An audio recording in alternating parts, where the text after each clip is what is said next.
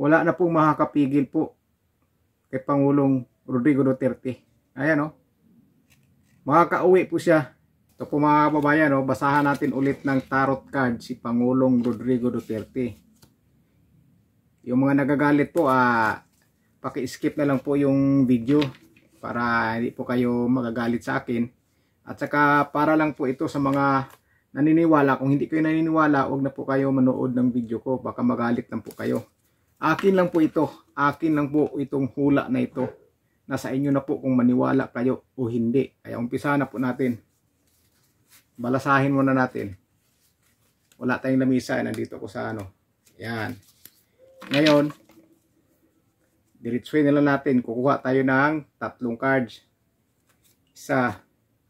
Dito sa gitna, isa. Yan. Tapos, ilalim yung isa. Ngayon, nandito na yung 3 card. Basahin natin yung isa.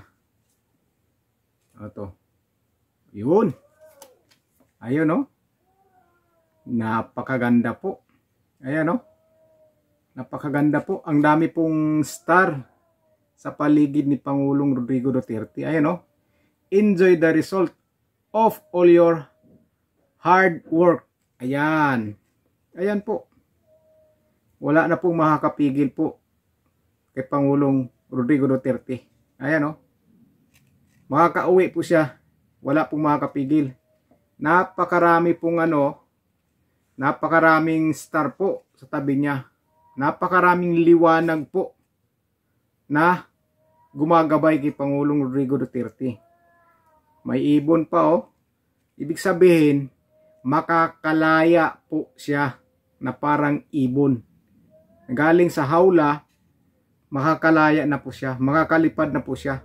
Wala na po talagang makakapigil pa. Makakauwi na po si Pangulong Rodrigo Duterte. Yang kaso na yan, hindi na po siguro yan matutuloy. Madidismiss yan.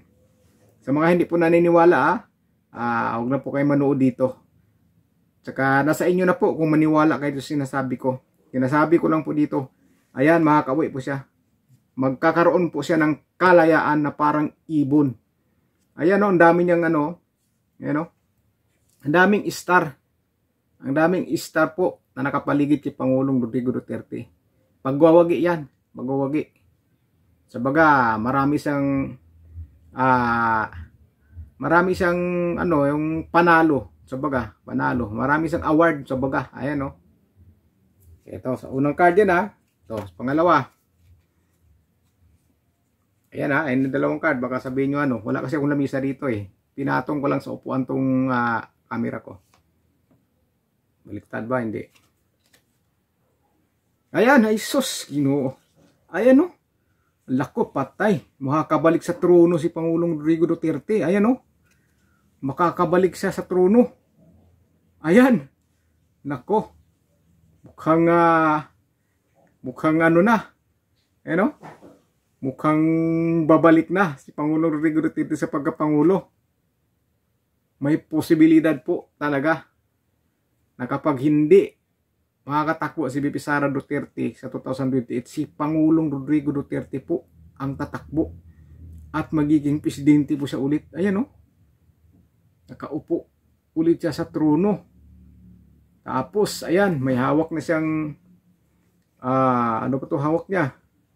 Tapos may star siyang hawak. Yun pagwawagi, napakalaking star po. Grabe. Tapos matindi yung mga bantay niya sa likod Matindi yung mga bantay niya sa likod. Grabe pala. Ito na sinasabi na talagang yung destiny ni Pangulong Rodrigo Duterte talagang mangyayari. Ayan King of Pentacles, 'di ba? Continue to solve issue in practical ways. Napakaganda po, napakaganda. Sa unang card natin, makakauwi siya at wala pong makakapigil. Dito naman, may posibilidad po na makabalik siya sa kanyang pwesto bilang Pangulo. Posibilidad po yan Sabaga ngayon, 50-50 pa yan. Pero may posibilidad. Destiny is destiny. Wala pong makakahadlang sa isang destiny o destiny ng isang tao kahit ano pang gawin nyo. Kung yan po talaga ang kanyang itinadhana o pinagkaloob ng Panginoong Diyos para sa kanya, wala pong makakapigil kahit sino pa at kahit ano pang gawin ninyo. Hindi nyo po mapipigilan yan kapag ang destiny na ang masusunod. Grabe, napakagandang card ni Pangulong Rodrigo Duterte. Ito naman isa. Baliktad ba? Uy, mukhang ano siya dito? Mukhang ano ba sabi dito? Oh, kita mo. Sinasabi dito, believe in yourself, have courage to continue. Di ba? Paniwalaan mo lang yung sarili mo, tuloy-tuloy mo lang. Sabaga, yung paniniwala ni Pangulong Rodrigo Duterte sa kanyang mga ginagawa, ituloy-tuloy niya. So, ibig sabihin, magiging, kasi ang paniwala kasi niya na ang destiny is destiny. Di ba nung nakulong siya? Kung yan ang destiny niya, tatanggapin niya kasi yan, destiny nga niya yan. Ito na nga yun. Ito na oh. Ito na. Grabe. Grabe po mga kababayan. Makakauwi si Pangulong Rodrigo Duterte at wala pong makakahadlang kahit anong gawin ninyo o anong gawin ng mga kalaban niya. At saka may posibilidad pa po na magiging Pangulo ulit si Pangulong Rodrigo Duterte. Pero 50-50 pa yan dahil sa kanyang kalusugan. 50-50 pa yan. Pero at least nakikita natin na may posibilidad po na magiging Pangulo ulit si Pangulong Rodrigo Duterte kung papasok po talaga ang kanyang destiny. Di ba? Pero pag destiny ng tao ang itidadhana mo kapag destiny talaga ng tao, magkakatotoo yan, magkakatotoo po talaga. Dahil yan po ay itinadhana ng Panginoong Diyos para sa isang tao. Wala mang sinong makakapigil kung ang tadhana na ang gagawa ng paraan para maging presidente ulit si Pangulong Rodrigo Roa Duterte. Grabe. Ayan po, napakaganda po talaga yung ano niya, yung cards niya, napakaganda po no. Sobrang ganda po niya no. Napakaganda po. Kaya kung kayo magagalit kayo dito sa reading ko, huwag na masyado magalit, baka ma-high blood kayo Hindi kayo magalit, baka ma-high blood kayo.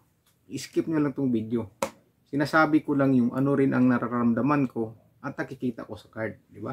Hindi ako magaling na tarot card reader, hindi. Baguhan lang po tayo, pero yan po ang basa ko Saka kasama yan dito sa nararamdaman ko. Sabaga, connection. Nagkukunik po yan sa binabasa ko at saka sa nararamdaman ko at saka sa isipan ko, di ba? Yan. Yan po. Kaya huwag na po sana kayong magalit. Ang importante, makakauwi si Pangulong Rodrigo Duterte at may posibilidad pa na magiging Pangulo siya ulit. Basta ituloy-tuloy lang niya yung kung ano man ang nasa mga plano niya at kung ano man yung sa mga paniniwala niya.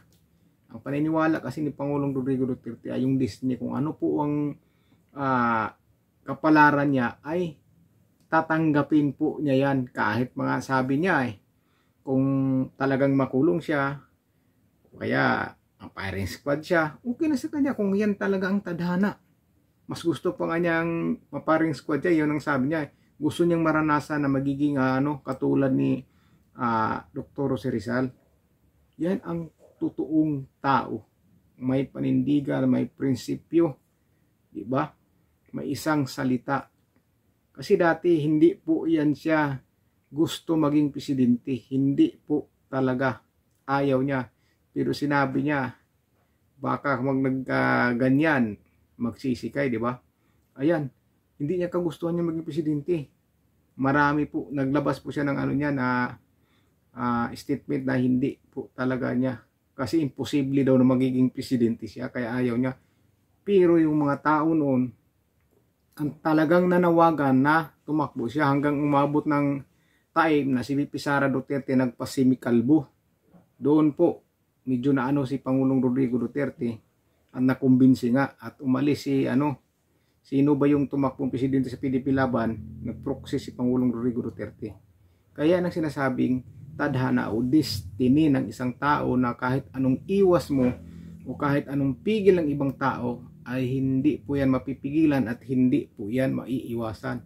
Kaya yan ngayon ang destiny ni Pangulong Rodrigo Duterte. Pinagdaanan niya ngayon yung mga trial sa buhay, pero babalik po yan sa pataas. Pag nag-uwi na po at kapag nakauwi na po si Pangulong Rodrigo Duterte, diyan na po makumpisa na lulubog naman ang kanyang mga kalaban. Opo, lulubog na unti-unti ang kanyang mga kalaban kapag nakauwi na po si Pangulong Rodrigo Duterte dito sa Pilipinas. Yung mga kalaban naman niya, unti-unting mabubuwag at unti-unting babagsak. Yan po, diyan po mag-umpisa kapag nakauwi si Pangulong Rodrigo Duterte. Umpisa pong babagsak ang mga kalaban, mabubuwag po yan paunti-unti hanggang bumagsak na. Yan po mga kababayan. So yun lang po mga kababayan. Nasa inyo na po kung maniniwala kayo o hindi. Dahil ako lang naman ito. Hindi naman ako kung sino ako. Bahala na po kayo kung naniniwala kayo. Yung mga nagsasabi niyan, mga ginagawa ko, bahala na rin kayo. Pray kayo sa magsasalita dyan. Nasa inyo na po kung anong sabihin nyo dyan. Okay lang po sa akin yan. Opinion nyo yan. Kayo yan. Bahala po kayo. Pero yan po ang paniniwala ko. Dahil naramdaman ko yan at dito yan sa isipan ko. So yun na po mga kababayan. Ingat po kayo at God bless po sa inyong lahat.